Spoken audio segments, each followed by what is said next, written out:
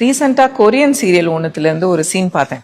இந்த ஹீரோயின் வந்து கோமாலேருந்து எழுந்துக்கிறாங்க. எழுந்துக்கும் போது அவங்களுக்கு ஒரு ஒரு பவர் வருது. என்னன்னா, எதிர்க்க வரவங்க மேலே வந்து ஒரு ஹார்ட் சிம்பிள், அது பக்கத்தில் ஒரு நம்பர்.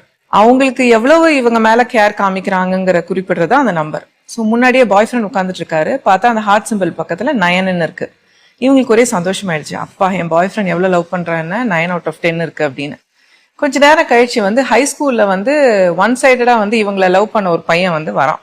புக்கெல்லாம் எடுத்துட்டு வரும்போது பார்த்தா 90 இருக்கு அந்த ஹார்ட் சிம்பிள் பக்கத்துல. அப்பதான் இவங்களுக்கு தெரியுது it's out of 100 the mark, not out of 10ன்னு.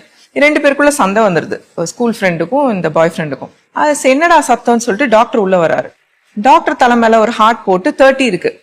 இவங்களுக்கு ரொம்ப டிசப்பாயிண்ட் ஆயிடுது, டாக்டர் கூட 30 இருக்கு, தன்னோட பாய் ஃப்ரெண்ட் வந்து வெறும் 9 தான் நம்பர் இருக்கு அப்படின்னு.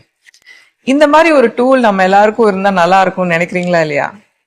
ஆக்சுவலி வந்து கடவுள் வந்து நமக்கு யார் நல்லது செய்வாங்க, யாரு கெடுதல் செய்யறாங்க, யார் நல்லவங்க யார் கெட்டவங்கன்னு கண்டுபிடிக்கிறதுக்கு ஒரு டூல் வச்சிருக்காரு.